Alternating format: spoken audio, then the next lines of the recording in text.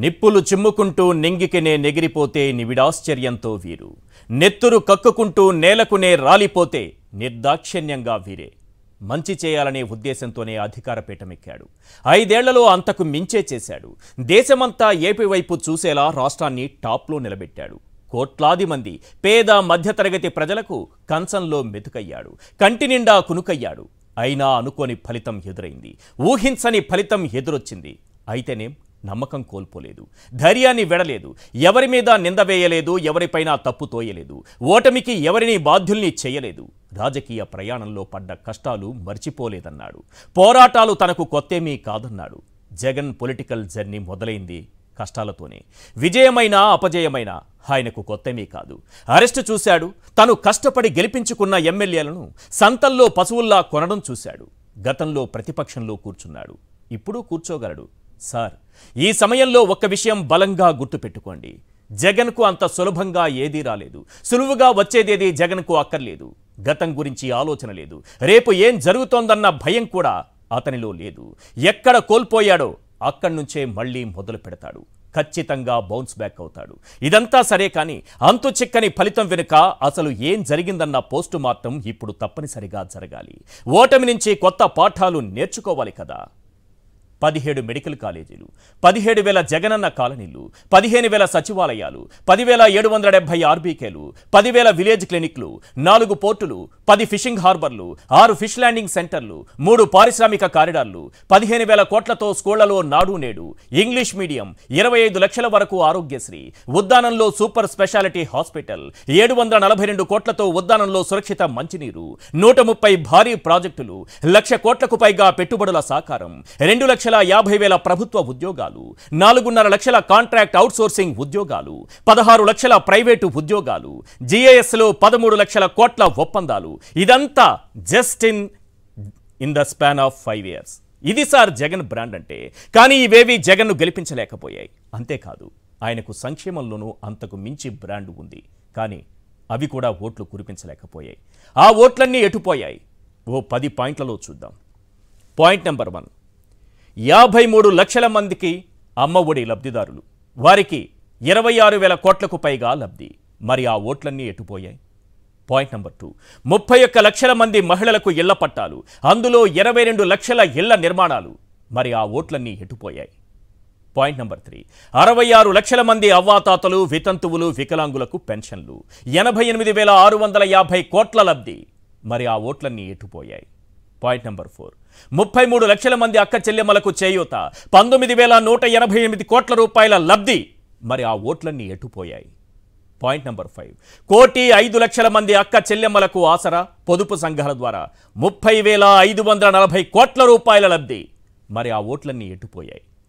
Point number 6, 54 లక్షల మంది రైతులకు రైతు భరోసా, రైతు బీమా, 1,84,567 కోట్ల రూపాయల లబ్ధి. మరి ఆ ఓట్లన్నీ ఎట్టుపోయాయి? పాయింట్ నెంబర్ 7, 2,43,000 మందికి మత్స్యకార భరోసా, 538 కోట్ల రూపాయల లబ్ధి. మరి ఆ ఓట్లన్నీ ఎట్టుపోయాయి? పాయింట్ నెంబర్ 8, 4,63,000 మంది కాపు అక్క చెల్లెమ్మలు, 2,030 కోట్ల రూపాయల లబ్ధి. మరి ఆ ఓట్లన్నీ ఎట్టుపోయాయి? పాయింట్ నెంబర్ 9, 2,40,000 మంది నేతన్నలు, 3,706 కోట్ల రూపాయల లబ్ధి. మరి ఆ ఓట్లన్నీ ఎట్టుపోయాయి? పాయింట్ నెంబర్ 10, అక్క చెల్లెమ్మలకు డీబీటీ, నాన్ డీబీటీ ద్వారా 2,83,866 కోట్ల రూపాయల లబ్ధి. మరి ఆ ఓట్లన్నీ ఎట్టుపోయాయి? ఈ అంశాలపైనే మనం మాట్లాడుకోబోతున్నాం. మనతో జాయిన్ అయ్యారు కాకాని గోవర్ధన్ రెడ్డి గారు. Good evening sir.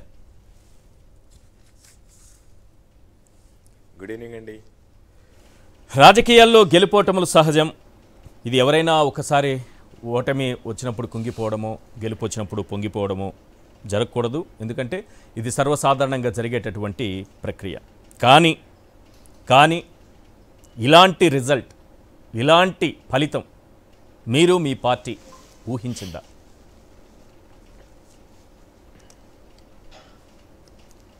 అంటే ఈ రిజల్ట్ అనేటువంటిది ఎవ్వరికి ఊహకి అందనటువంటిది ఇది ఫలితం. ఇది ఎందుకంటే మనం మాట్లాడుకున్నట్టుగా ఈ రాష్ట్రంలో సంక్షేమం, సంస్కరణలు బహుశా భారతదేశంలో అనేక రాష్ట్రాలకు మనకు మార్గదర్శక వ్యవహరించాం. జగన్మోహన్ రెడ్డి గారు పారదర్శకమైనటువంటి పరిపాలన, అదేవిధంగా ఈరోజు మనం సంక్షేమాన్ని గురించి కాకుండా ఎన్ని రకాలైనటువంటి సంస్కరణలు తీసుకొచ్చాం. స్కూళ్ళకు సంబంధించి, ఆరోగ్యానికి సంబంధించి, వైద్యానికి సంబంధించి, వ్యవసాయానికి సంబంధించి, ఇవన్నీ మనం అనుకుంటే ఇంత పెద్ద ఎత్తున సంస్కరణలు తీసుకొచ్చాం, ఇంత పెద్ద ఎత్తున సంక్షేమ కార్యక్రమాలు అమలు చేశాం. ఈ దేశ చరిత్రలో ఏ రాష్ట్ర ప్రభుత్వం అమలు చేయనటువంటి విధంగా సంక్షేమ కార్యక్రమాలు అమలు చేసిన తర్వాత కూడా ప్రజల్లో ఎందుకు మన మీద ఆసక్తి తగ్గింది అనేటువంటిది ప్రధానంగా ఈరోజు మనం ఒకసారి పునరాలోచించుకోవాల్సినటువంటి పరిస్థితి. అందుకే ఈరోజు అందరం కూడా మాట్లాడుకున్నప్పుడు ఎక్కడ కూడా ఏ అంశంలో కూడా పరిపాలన పరంగా తప్పుపట్టలేము, లేదా ప్రజలకు అందించినటువంటి సంక్షేమ కార్యక్రమాలు తప్పుపట్టలేము, లేదా ప్రజల సొమ్ము వృధా చేశామా అంటే సంస్కరణలకు సంబంధించినటువంటి ఫలితాలు మనం చూస్తున్నాం. బిడ్డలు ఇంగ్లీష్ చదువులు చదువుకుంటున్నారు, చక్కగా స్కూళ్ళకి వెళ్తున్నారు, నాడు నేడు కింద రూపురేఖలు మారిపోయాయి. ఈరోజు ఫ్యామిలీ డాక్టర్ కాన్సెప్ట్ వచ్చింది, పేదవాడింటికే వైద్యం వెళ్ళింది. అదేవిధంగా హెల్త్ క్లినిక్స్ వచ్చాయి. ప్రతి సచివాలయ పరిధిలో 10,778 రైతు భరోసా కేంద్రాలు ఉన్నాయి. దాని ద్వారా రైతులకు సంబంధించినటువంటి విత్తనాల దగ్గర నుంచి విక్రయం వరకు అన్ని రకాలైనటువంటి చర్యలు తీసుకున్నాం. సచివాలయ వ్యవస్థ వచ్చింది. ఎవరి దగ్గరికి వెళ్లాల్సినటువంటి పని లేకుండా నేరుగా ఏ కుటుంబానికి ఏ అర్హత కలిగి ఉంటుందో సచివాలయ సిబ్బంది వాళ్లే చూసి వాలంటీర్ల ద్వారా నమోదు చేసుకుంటే ఇంట్లో నుంచే నమోదు చేసుకున్నారు. ఇంటికే నేరుగా జగన్మోహన్ రెడ్డి గారు బటన్ నొక్కితే వాళ్ళ ఫోన్లో మెసేజ్ వచ్చింది. ఇంటికి వెళ్ళి పెన్షన్ ఇచ్చారు, ఇంటికి వెళ్ళి రేషన్ సరుకులు ఇచ్చారు. ఈరోజు ఇప్పటికే ప్రజలు చాలామంది కన్నీరు మున్నీరు అవుతున్నారు, ఎందుకు జరిగింది ఈ విధంగా అని చెప్పి. అయితే ఎక్కడ పొరపాటు జరిగింది, ఎవరు పొరపాటు చేశారు, ఎందుకు పొరపాటు చేశారు అనేటువంటిది ఏది ఏమైనా సరే రాష్ట్ర ప్రజలు 5 సంవత్సరాల కాలం అన్ని రకాలైనటువంటి ప్రయోజనాలు కోల్పోయారనేటువంటిది రాష్ట్ర ప్రజల కన్నా మా అందరికీ ఎంతో బాధ ఉంది. ఈరోజు నియోజకవర్గంలో వెళితే నాకు అయ్యో ఈ నియోజకవర్గ ప్రజలకు సంబంధించి ఇన్ని సేవలు అందించామో మనం, వీటన్నిటికీ దూరం అవుతున్నారా, ఎలా ఉంటుందనేటువంటిది మనసుని కలిచివేసేటువంటి పరిస్థితి. కాబట్టి ఈరోజు మనం వీటన్నిటినీ ఒకసారి దృష్టిలో పెట్టుకుంటే జగన్మోహన్ రెడ్డి గారు అందించినటువంటి బ్రహ్మాండమైనటువంటి పరిపాలన. ఈరోజు మనం అనుకున్నాం జగన్మోహన్ రెడ్డి గారు మాటకు కట్టుబడి ఏదైతే ఇచ్చాడో దాదాపుగా 99% హామీలు రాష్ట్ర చరిత్రలో, ఆంధ్ర రాష్ట్ర చరిత్రలో ఏ ముఖ్యమంత్రినా తన మన అని చూడకుండా పార్టీలకు అతీతంగా, రాజకీయాలకు అతీతంగా ప్రతి ఒక్కడికి అర్హత కలిగినటువంటి కుటుంబానికి ఇవ్వాలనేటువంటి ఆలోచన, తపన. రోజు సచివాలయ వ్యవస్థ తీసుకురావడం, ఎక్కడన్నా సమస్య వస్తే నేరుగా జగనన్నకి చెబుదాం ద్వారా ఆ సమస్యను పరిష్కరించడం, అన్ని రకాలైనటువంటి వెసులుబాట్లు ప్రజలకు కల్పించాడు. ఒక పక్షపాత ధోరణితో వైఎస్ఆర్ కాంగ్రెస్ పార్టీ నాయకులు, కార్యకర్తలని కాకుండా ప్రజలందరినీ తన బిడ్డల్లాగా, తన కుటుంబ సభ్యుల్లాగా భావించినటువంటి జగన్మోహన్ రెడ్డి గారికి, వైఎస్ఆర్ కాంగ్రెస్ పార్టీకి ఇది నిజంగా ఒక జీర్ణించుకోలేనటువంటి చేదు అనుభవం అని చెప్పుకోవాల్సినటువంటి. మీరు ఏం చేశారు ఈ 5 ఏళ్ల కాలంలో అని ఎవరన్నా ప్రశ్నిస్తే ఇవి చేశామని చెబుతూ పోతే 24 గంటల పాటు చెప్పచ్చు, 24 అవర్స్ చెప్పచ్చు ఆపకుండా. ఎస్, ఇది చేసాం, ఇది చేసాం, ఇది చేసాం, ఈ సంస్కరణలు తెచ్చాం, ఈ అభివృద్ధి చేశాం, లేకపోతే ఈ విప్లవాత్మక మార్పులు తీసుకొచ్చాం, ఇన్ని సచివాలయాలు తీసుకొచ్చాం, ఇన్ని మెడికల్ కాలేజీలు తీసుకొచ్చాం, ఇన్ని ఆర్బీకేలు కట్టాం, ఇన్ని విలేజ్ క్లినిక్లు కట్టాం, ఇంటింటికి డాక్టర్ని పంపిస్తున్నాం, చెప్పుకుంటూ పోతే రోజంతా చెప్పుకుంటూ ఉండొచ్చు. కానీ ఇంత చేసినా సరే ఇంత వ్యతిరేకత, అంటే మీరు కూడా గుర్తించలేనంత వ్యతిరేకత ఒక చాప కింద నేరులా ఈ ప్రభుత్వం పైన ఎందుకు ఉందనుకుంటున్నారు? అంటే దీంట్లో ప్రధానంగా కర్ణుడు చావుకి ఎన్ని రకాలైనటువంటి శాపాలు ఉన్నాయి అన్నట్లుగా మొట్టమొదటి నుంచి మనం అందరం ఊహించినట్టుగానే జగన్మోహన్ రెడ్డి గారు అనేక సందర్భాల్లో చెప్పినట్టుగానే ఈ పచ్చ మీడియా దుష్ప్రచారం అనేటువంటిది అనేక అంశాల మీద, ఎక్కడైతే సంక్షేమ కార్యక్రమాలు ఈరోజు జగన్మోహన్ రెడ్డి గారు అమలు చేయబోతున్నాడంటే ఏ వర్గానికి లబ్ధి పొందుతుందో ఆ వర్గాలకు సంబంధించి ఇదిగో ఈ వ్యతిరేకత జరిగిందనేటువంటి వార్తల్ని 2-3 రోజుల ముందు నుంచే వడ్డించడం, వాటిని ఒక వారం రోజుల పాటు గడపడం, చివరికి ఎన్నికలప్పటికి వచ్చేటప్పటికి ఏదో ఒక విధంగా ల్యాండ్ టైటిలింగ్ యాక్ట్ అని చెప్పి తీసుకురావడం, అంటే క్రమం తప్పకుండా ఒక పద్ధతి ప్రకారం దుష్ప్రచారం, విషప్రచారం అనేటువంటివి ఒక 6 నెలలుగా ఉధృతంగా చేశారు. జగన్మోహన్ రెడ్డి గారు అధికారంలోకి వచ్చినప్పటి నుంచి చేసినటువంటిది ఒక ఎత్తు. జగన్మోహన్ రెడ్డి గారు 6 నెలలు ఎన్నికలకు ముందు నుంచి పేపర్లు తెరిస్తే, ప్రత్యేకంగా ఈనాడు కానీ ఆంధ్రజ్యోతి లాంటి పేపర్లు తెరిస్తే వాటిలో మొత్తం జగన్మోహన్ రెడ్డి గారిని గురించి దాదాపుగా ఉన్నటువంటి 12 పేజీలు 8 పేజీలు జగన్మోహన్ రెడ్డి గారిని గురించి దుష్ప్రచారం, 2 పేజీలు చంద్రబాబు నాయుడు గురించి పొగడతలు, 1 పేజీలో అంతర్జాతీయ వార్తలు, 1 పేజీలో స్పోర్ట్స్ న్యూస్ అనేటువంటివి వచ్చాయి. అంటే జగన్మోహన్ రెడ్డి గారి మీద బురద జల్లడానికి, స్థానికంగా ఉండేటువంటి నాయకుల మీద బురద జల్లడానికి దాదాపుగా 175 మంది ఈరోజు శాసనసభ్యులు కావచ్చు, శాసనసభ్యులతో పాటు ఉన్నటువంటి ఇన్ఛార్జీల మీద కానీ ప్రతిరోజు ఒక వ్యాసం రాయడానికి ప్రత్యేకించి ఒక స్థలం కేటాయించి దాని మీద అభూత కల్పనలు, అబద్ధాలు, అంటే ఒక దుష్ప్రచారం. ఈ ప్రభుత్వం ప్రజా వ్యతిరేక కార్యక్రమాలకు పాల్పడుతుందనేటువంటి దుష్ప్రచారం చేయడం అనేటువంటిది ఒక అంశంగా మనం పరిగణిస్తున్నాం. రెండవది, యథాప్రకారం చంద్రబాబు నాయుడు గారు ఏదైతే అబద్ధపు హామీలు ఇస్తాడో, జగన్మోహన్ రెడ్డి గారు ఇచ్చినటువంటి హామీ ఏదైతే ఉందో స్పష్టంగా చెప్పాడు, మనం ఇవ్వగలిగిందే ఇద్దాం, ఓట్లు ఎన్నేసినా పర్లేదని. ఇది 2014లో కూడా మాకు అనుభవం ఉంది. ఎందుకంటే ఆ రోజు మేము చాలామంది ముఖ్యమంత్రి గారి దగ్గరికి వెళ్ళి, ఆ రోజు ఉన్నటువంటి శోభా నాగిరెడ్డి గారు అందరం వెళ్ళి, 1 లక్ష రూపాయలు మనం రుణమాఫీ చెప్తే బాగుంటుంది అంటే ఓటమికైనా సిద్ధపడదాం, సాధ్యం కానటువంటివి మనం చెప్పలేమన్నాం. అన్నట్టు ప్రకారమే ఆ రోజు 67 సీట్లు వచ్చి ఓటమి పాలయ్యాం. ఒకవేళ 1 లక్ష రూపాయలు అనేటువంటిది జగన్మోహన్ రెడ్డి గారు నోటుకుండా వచ్చి ఉంటే, ఒకవేళ మనం అమలు చేయలేకపోయిండే వాళ్ళమేమో కానీ అధికారంలోకి వచ్చి ఉండేవాళ్ళం. కానీ ఆ అధికారంలోకి రావడానికి ఇష్టం లేక, అమలు చేయలేనటువంటి దానికోసం మనం అధికారంలోకి రావడం కన్నా ప్రతిపక్షంలో కూర్చోవడం మేలు అని చెప్పి ఏ వ్యక్తి కూడా ఆలోచన చేయనటువంటి విధంగా ఆలోచన చేశాడు. ఆ రోజు చాలా మందికి బాధకు కూడా కలిగింది. ఆ ఎక్స్పీరియన్స్ మళ్ళీ 2024లో కూడా అదే చేశారు. 2024లో అదే చేశారు. మీకు 2014లో తర్వాత కూడా మీరు మారకుండా మేము దీనికే కట్టుబడి ఉంటాం, ఇంతకు మించి ₹1 కూడా ఇవ్వలేం, మేము ₹1 కూడా పెంచలేం, మన ఆర్థిక పరిస్థితి ఇది, మన బడ్జెట్ ఇది అని చెప్పుకుంటూ, అవతల వైపు చూస్తే ఏ రకంగా ఉందంటే, ఎంత ఆకర్షణీయంగా కనిపిస్తోందంటే ఆ మేనిఫెస్టో, దాన్ని చూడగానే దాని వైపు పరిగెత్తాలి, దానికి ఓట్లేసేయాలి, దానికి మద్దతు ఇవ్వాలి అన్నట్టు కనిపిస్తోంది. ఇక్కడేమంటే అదే మేనిఫెస్టో, ఇది 2019 నాటి మేనిఫెస్టో, అందులో ఉన్నటువంటి అంశాలే, అందులో ఇచ్చినటువంటి హామీలే, అవే మేము మళ్ళీ అమలు చేస్తాం, అవే కంటిన్యూ చేస్తాం, ₹1 కూడా ఎక్కువ ఇవ్వము, కావాలంటే 1-2 అలా మార్పు చేసుకుంటూ అవ్వాతాతలకి ఒక 3,500 వరకు పెంచుదాం, అది కూడా 2028లో ఒక ₹250, 2029లో ఒక ₹250, వీళ్ళకి 15,000 ఇస్తున్నాము అమ్మఒడి కింద, అదొక 17,000 చేస్తాం, లేకపోతే రైతులకు ఇస్తున్న దాంట్లో ఒక 1,500, ₹2,000 ఎక్కువ పెంచుతాం. కానీ అవతల వైపు చూసారా ఏ విధంగా ఉందో మేనిఫెస్టో? మళ్ళీ మీకు 2014లో వచ్చినటువంటి అనుభవాన్ని మళ్ళీ 2024కి వస్తే మళ్ళీ మీరు అదే రిపీట్ చేసినట్టు కనిపిస్తోంది నాకు. అదే 2014లో వచ్చింది, 2019లో హామీలు ఇచ్చాడు, 2019లో హామీలన్నీ అమలు చేశాడు. దాదాపుగా 99% సంక్షేమ కార్యక్రమాలకు సంబంధించి ఏ ఒక్క హామీ కూడా పెండింగ్ పెట్టకుండా అమలు చేశాడు. అమలు చేసిన తర్వాత ఆ ఆర్థిక భారాన్ని చూసినటువంటి వ్యక్తిగా 2024 ఎన్నికలకు వస్తే మనం మాట చెప్పి తప్పకూడదు అనేటువంటి ఆలోచన చేసి, ఏదైతే చేయగలమనేటువంటివి చూసి తేదీలతో సహా ఈ సంవత్సరంలో పెంచగలననేటువంటిది కూడా చాలామంది తప్పుపట్టారు. ఏమయ్యా 3,000 నుంచి 4,000కు పెంచుకుంటూ పోతామంటే సరిపోలేదా? 1 లక్ష రూపాయలు వాళ్ళకి రైతులకు సంబంధించి 5 విడతల 20,000 రూపాయలు చొప్పున ఇస్తానన్న 1 లక్ష రూపాయలు మనం ఏదో ఒక విధంగా రుణమాఫీ చెప్తే పోలేదన్నాడు. కానీ దాని మీద ఉన్నటువంటి కష్ట నష్టాలన్నీ ఆయన పరిశీలించి స్వయంగా ప్రజలకు చెప్పేటువంటి వాటిల్లో కూడా ఏదో ఒక మాట చెప్పి మనం అధికారంలోకి రావడం కాకుండా స్పష్టత ఉండాలనేటువంటి ఆలోచనతో పెన్షన్ ఎప్పుడు పెంచాలని చెప్పాడు, 1 లక్ష రూపాయలు ఏ విధంగా ఇవ్వాలనేటువంటి దాని మీద ఆయన 5 విడతలుగా 20,000 రూపాయలు రైతు భరోసా ఇస్తానని చెప్పాడు. కొద్దిపాటి మార్పులు చేర్పులతో ప్రకటించాడు. అది దాదాపుగా చాలామంది దాన్ని పెద్దగా ఎక్కువగా పెంచాడు అనేటువంటి భావం కలగలేదు.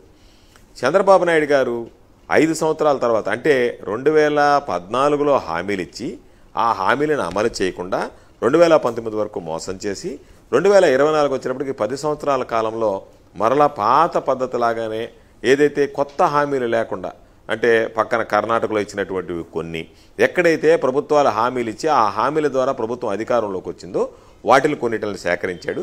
జగన్మోహన్ రెడ్డి గారు పెట్టినటువంటి వాటికి మొన్నటి వరకు కరోనా కష్టకాలంలో పిల్లలు స్కూల్కి వెళ్ళకపోతే ఎవడి బాబు సొమ్మని జగన్మోహన్ రెడ్డి గారు 15,000 రూపాయల బటన్ నొక్కి అమ్మఒడి వేశాడని ప్రశ్నించినటువంటి ఆ నోటుతోనే నెల్లూరు జిల్లాలో కోవూరులో బహిరంగ సభ పెడితే అదే నోటితో చంద్రబాబు నాయుడు చెప్పాడు, ఒకరైతే 15,000 ఇస్తాం, 2 బిడ్డలుంటే 30,000 ఇస్తాం, 3 బిడ్డలుంటే 45,000 ఇస్తాం, 4 బిడ్డలుంటే 60,000 ఇస్తాం, 5 మంది ఉంటే 75,000 ఇస్తాం. నేను అనుకున్నా 10 మంది దాకా పోతాడేమో అనుకున్నా. చంద్రబాబుకి అసహ్యం వేసినట్టుకుంది. ఓ అమ్మ మనం ఎక్కువ చెప్తే ఇంకా బాగుండదని 5 మందితో ఆపాడు. ఆ రోజు 75,000 అంటూ మీకు ఎంతమంది బిడ్డలు ఉన్నా సరే ఆ కుటుంబానికి సంబంధించి ప్రతి ఒక్కరికి 15,000 రూపాయలు ఇస్తానని చెప్పి 5 మంది వరకు 75,000 వరకు అనేటువంటిది గరిష్టంగా ఆపాడు ఆ రోజు. కాబట్టి ఇవన్నీ కూడా అంటే ఎవరన్నా ఏముంది వ్యత్యాసం 10%, దానికి సంబంధించినటువంటి దాంట్లో ఎవరన్నా ఆకర్షితులయ్యారా? చంద్రబాబు నాయుడు వ్యత్యాసం 10% సార్, దయచేసి ఒక మాట, వ్యత్యాసం 10% అంటున్నారు, కరెక్టే కావచ్చు, కానీ వచ్చిన సీట్లు చూస్తే 11 మాత్రమే కనిపిస్తున్నాయి. పార్టీ మనుగడకు సంబంధించినటువంటి అంశం, ప్రతిపక్ష హోదా కూడా లేకపోయినటువంటి అంశం, ఏం చెప్తారు? కరెక్ట్. అందుకే మామూలుగా జనాలలో వచ్చినటువంటి ఈ మార్పు అనేటువంటిది ఈరోజు మనం ఆలోచన చేస్తే సునామీలాగా అది తడ నుంచి ఇచ్చాపురం దాకా ప్రజలందరూ ఆలోచన, దానికి సంబంధించినటువంటి ఆశ పడడం, జగన్మోహన్ రెడ్డి గారికి ఉన్నటువంటి న్యూట్రల్ ఓట్స్, కొన్ని వర్గాలను దూరం చేయడం, రకరకాలుగా ఎస్సీలకు సంబంధించి మేము ఎక్కువ ఇస్తున్నారు, మేము లోన్లు ఇస్తాము, అది ఇస్తాము, ఇది ఇస్తాము, అంటే ఏ వర్గాలని ఏ విధంగా ప్రలోభ పెట్టాలనో, ఏ వర్గాలకు సంబంధించి ఏ విధంగా విషం చిమ్మాలనో అన్ని రకాలైనటువంటి కుట్రలు కుతంత్రాలు ఈ 5 సంవత్సరాల్లో అధికారం కోల్పోయిన తర్వాత చంద్రబాబు సమర్థవంతంగా ఈ ప్రభుత్వం చేస్తున్నటువంటి సంక్షేమ కార్యక్రమాలకి, అభివృద్ధికి, సంస్కరణలకి తట్టుకోలేక విష ప్రచారానికి ఒడగట్టాడు. ఈరోజు మనం చెప్పాలంటే సాక్షి ఛానల్ ఉంది, సాక్షి పత్రిక ఉంది. ఈ 2 తప్ప మనకి మీడియాలో మరొకరు లేరు.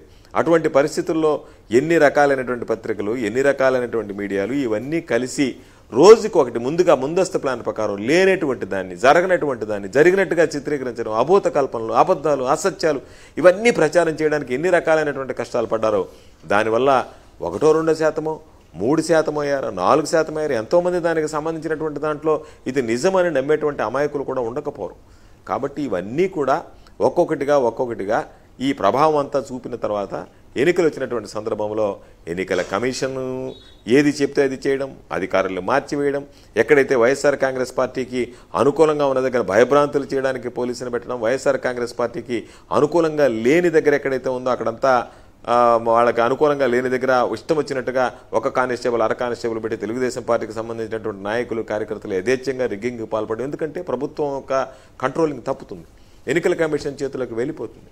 ఎన్నికల కమిషన్ చేతులకు వెళ్ళిన తర్వాత మనం చూసాం గొడవలు, గందరగోళాలు, రకరకాలుగా వాళ్ళని అరెస్ట్ చేయించాలని, అసలు వాళ్ళు ఉండకూడదనేటువంటి ఆలోచనతో అనేక రకాల చంద్రబాబు గురించి కూడా చంద్రబాబు గురించి చంద్రబాబు గురించి మీకు బాగా తెలుసు కదా సార్.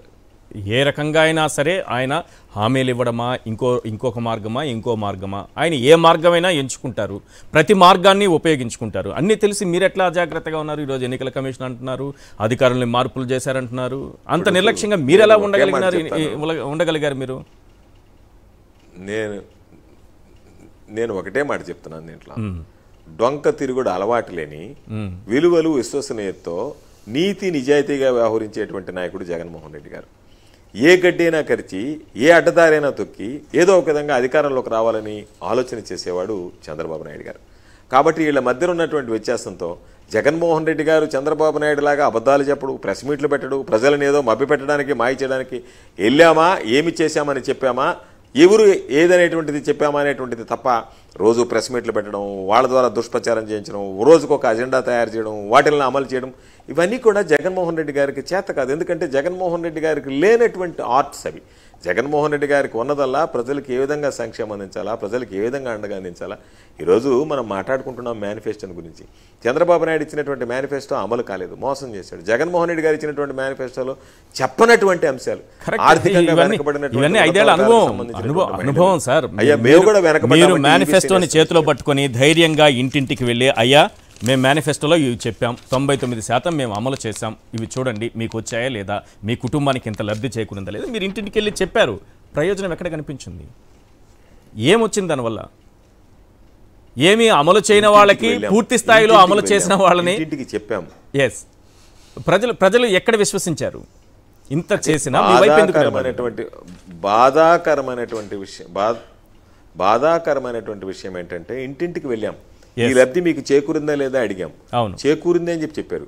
మీకు ఏదైనా సమస్యలుందా అడిగాం, మాకు సమస్యలు లేవన్నారు. ఏదైనా సమస్యలు ఉంటే నమోదు చేశాం, ఆ సమస్యల పరిష్కారానికి చొరవ చూపించాం. ఇవన్నీ ఒక పక్క జరిగేటప్పుడే అది కాదు, అంతకన్నా నేను ఇంత కాదు, అంత ఇస్తాను అని చెప్పి మొన్నటిదాకా ఏదైతే వ్యక్తి చెప్పాడో ఇవన్నీ మోసం చేశాడో, ఆ మోసాలన్నీ మర్చిపోయి ప్రజలు మరొకసారి ఆ ఉచ్చులో మాయలో పడ్డం అనేటువంటిది నిజంగా ఇది నేను చెప్పినట్టుగా, ముందుగా చెప్పినట్టుగానే మనం ఎన్ని రకాలైనటువంటి ప్రయత్నాలు చేసినా, ఈ విధంగా చేసినటువంటి మోసాలను ఎన్ని రకాలుగా బట్టబయలు చేసినా ప్రజలకు ఆలోచన విధానం రేపు 7,000 రూపాయల పెన్షన్తో మొదలవుతుంది. మొదటి రోజే పోయినటువంటి 1000 3 నెలలుగా మిగిలిపోయినటువంటి 3,000 కొత్తగా ఇచ్చే 4,000 7,000 రూపాయలు ఇస్తాడు. నెల తిరిగేటప్పటికి మనకు సంబంధించినటువంటి ఈ మహిళలకు సంబంధించినటువంటిది ఇస్తాడు. ఇవే ఆలోచన చేశారు తప్ప గతంలో మహాలక్ష్మి పథకం కింద ఆడబిడ్డ పుడితే 25,000 రూపాయలు ఇస్తాను, డిపాజిట్ చేస్తానని చెప్పి చేయకుండా ముగించినటువంటి దాన్ని వాటి ఏవి కూడా జ్ఞప్తికి రాకుండా తాత్కాలికంగా చంద్రబాబు నాయుడు ఇచ్చినటువంటి మేనిఫెస్టో, జగన్మోహన్ రెడ్డి గారు విలువలతో కూడినటువంటి మాటలు రెంటిని బేరీజ్ వేసుకుని ఈ మేనిఫెస్టోలో ఏమి రుచి లేదు, దీనివల్ల పెద్ద ఒరగేది లేదు, ఉపయోగం లేదు, ఏదో ఇన్నంతవరకు ఇచ్చారు, ఈయన ఇంకా ఎక్కువ ఇవ్వాలనేటువంటి ఆలోచనతో ఉన్నాడనేటువంటి దాని మీద కొంత శాతం, అంటే నేను చెప్పినట్టుగా దుష్ప్రచారాలు, ప్రలోభాలు, అన్ని రకాలైనటువంటి వాటిల్లో భాగంగానే ఈరోజు సగటు ఓటర్ అనేటువంటి వాడు ఏదో ఉన్నటువంటి పరిస్థితుల్లో వైఎస్ఆర్ కాంగ్రెస్ పార్టీ వైపు కాకుండా చంద్రబాబు నాయుడు వైపు, తెలుగుదేశం పార్టీ వైపు మొగ్గు చూపించినటువంటి పరిస్థితి కనిపిస్తుంది.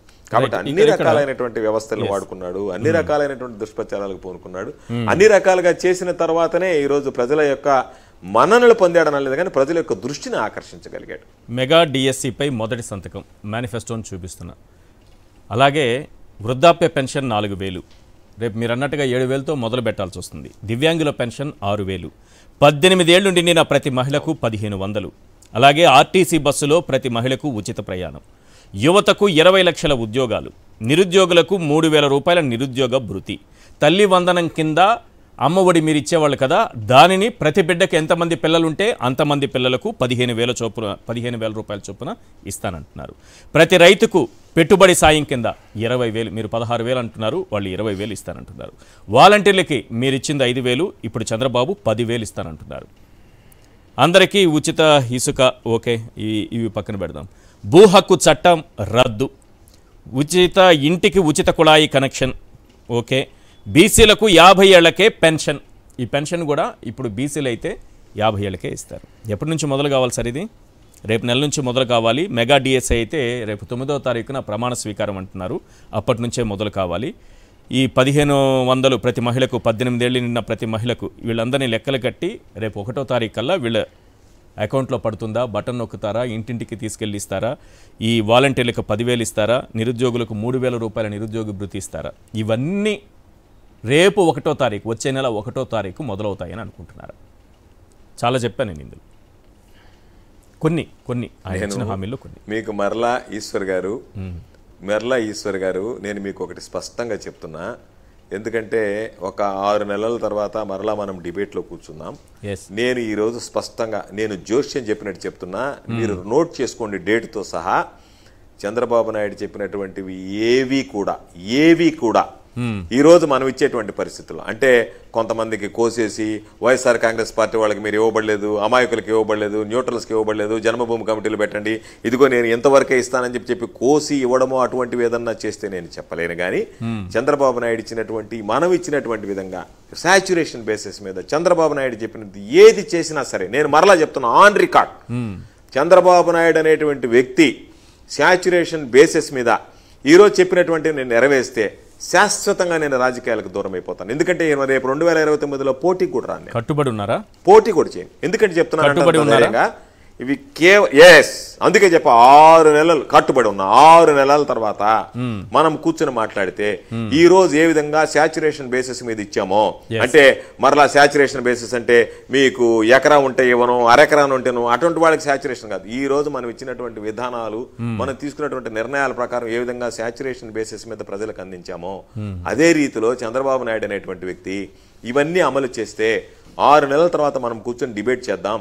ఆ రోజుకి ఎన్ని చేశాడనేటువంటిది ఒక స్పష్టత వస్తుంది. కాబట్టి చంద్రబాబు నాయుడు చెప్పినటువంటిది ఏది కూడా, ఏ ఒక్కటి కూడా అమలుకు నోచుకోదు, అమలయ్యేటువంటి పరిస్థితి ఉండదు. అందుకే చెప్పాను నేను, నాకు మా ఓటముల కన్నా, మేము ఓడిపోవడం కన్నా, అయ్యో రాష్ట్ర ప్రజల యొక్క లబ్ధి కోల్పోతున్నారనేటువంటి బాధ ఎక్కువగా బాధిస్తుంది అని చెప్పడం జరిగింది. కాబట్టి ఎన్ని చెప్పినా, ఎన్ని చేసినా చంద్రబాబు నాయుడు నాకు తెలిసినంత వరకు వేటిని కూడా సమర్థవంతంగా, సంపూర్ణంగా, సమగ్రంగా అమలు చేసేటువంటి ప్రసక్తే ఉండదు అని చెప్పి నేను ఈ సందర్భంగా తెలియజేస్తున్నాను. చాలా మంచి పాయింట్ చెప్పారు. నేను చెప్పిన చాలా మంచి పాయింట్. నేను ఒక బ్రేక్ తీసుకొని మళ్ళీ మీ దగ్గరకు వస్తా. చాలా ఇంపార్టెంట్ పాయింట్. చంద్రబాబు నాయుడు గారు ఇవన్నీ కూడా అమలు చేయరు ఖచ్చితంగా. 6 నెలల తర్వాత నేను వస్తాను, కూర్చుంటాను, మాట్లాడుతాను అన్నారు కదా. మీరు 5 ఏళ్ల పాటు చాలా ఖచ్చితంగా సాచురేషన్ పద్ధతిలో వెతికి లబ్ధిదారుడు ఎక్కడున్నా సరే వాలంటీర్ వెళ్ళి అతని దగ్గరికి వెళ్ళి ఇంటి పట్టా చేతిలో పెట్టి, నీకు ఇంటి పట్టా వచ్చిందమ్మా వెళ్ళు, 7 లక్షల ఆస్తి, 10 లక్షల ఆస్తి, 12 లక్షల ఆస్తి, 15 లక్షల ఆస్తి జగన్మోహన్ రెడ్డి గారు పంపించారని ఇచ్చారు. అయినా ఏం లాభం జరిగింది సార్? వాళ్ళు ఓట్లేశారంటే కనబడట్లేదు. మరి ఇన్ని రకాలుగా సంక్షేమ పథకాలు, 2,70,000 కోట్ల రూపాయల సంక్షేమ పథకాలు ఇస్తే ఓట్లేనటువంటి ప్రజలకు చంద్రబాబు అసలు ఏమి ఇవ్వరు. ఎందుకంటే వాళ్ళు ఎలాగో ఓట్లేరని అర్థమైంది కదా. ఒక ఎగ్జాంపుల్ ఉంది కదా మన కంటి మీద, మన కంటి ముందు. కాబట్టి చంద్రబాబు నాయుడు గారు చేయరు అని అంటే చేయకపోవచ్చేమో, నాకు తెలియదు. వారు ఖచ్చితంగా అమలు చేస్తారా చేయరా అనేది తర్వాత విషయం. కానీ ఇలా చేసినా సరే అది ఓట్ల రూపంలో రాదు కాబట్టి చంద్రబాబు నాయుడు గారు కూడా ఆలోచిస్తారేమో ఎందుకు చేయాలి, చేసినంత మాత్రాన వైఎస్ఆర్సీపీకి ఏమన్నా వాళ్ళు ఓట్లేశారా, 99% హామీలు అమలు చేశారు, వాళ్ళు ఏమన్నా ఓట్లేశారా? కాబట్టి ఈ సంక్షేమ పథకాలు కానీ లేకపోతే ఇచ్చిన హామీలు కానీ మనం పేపర్లో పెట్టుకోవచ్చు, మేనిఫెస్టో అనేది అందంగా బుక్ చేసుకోవచ్చు, దాన్ని ప్రింట్ చేసుకోవచ్చు, కానీ ఇవి ఓట్లు కురిపించవన్న విషయాన్ని మాత్రం చాలా క్లియర్గా అర్థమవుతుంది. కాకాని గారు 2014 నాటి అనుభవమా, గతంలో చంద్రబాబు పరిపాలనలో అనుభవమా? మీరైతే ఖచ్చితంగా ఇవి అమలు చేయటం సాధ్యం కాదనేది ఒకటి, ఆయన మనస్తత్వానికి కూడా ఇవి అమలు చేయకపోవచ్చు అనేది ఒకటి. రెండు రకాలుగా మీరు చెబుతున్నారు. అమలు చేయటం వల్ల కలిగే ప్రయోజనం ఏంటి అనేది నా క్వశ్చన్. మీరు అమలు చేశారు 99%, 2,70,000 కోట్ల రూపాయలు ఇచ్చారు, మీరు అన్నట్టుగానే అమ్మఒడి ఇచ్చారు, మీరు అన్నట్టుగానే ఇళ్ల పట్టాలు ఇచ్చారు, మీరు అన్నట్టుగానే ఇళ్లు కట్టిస్తున్నారు, మీరు అన్నట్టుగానే స్కూళ్లలో నాడు నేడు పరిస్థితి తీసుకొచ్చారు.